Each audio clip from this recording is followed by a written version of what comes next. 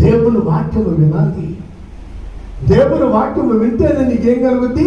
తెలివి కలుగుద్ది, వెలుగు కలుగుద్ది.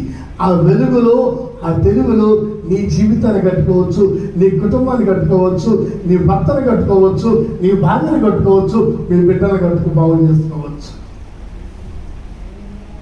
దేవుని వాక్యము ఎవరికైనా ఒకటే, వెలిగిస్తుంది, తెలివిస్తుంది. ఆ వెలుగులో, ఆ తెలివితో నీ జీవితాన్ని కట్టుకోవచ్చు.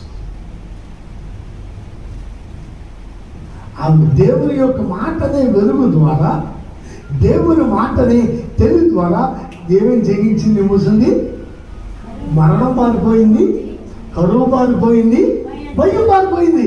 ఇంకేమున్నాయిందో? సమృద్ధి. ఆ ఊరులందరూ ఎవరు కొంపడి తింటున్నారో? ముసలి మీదే.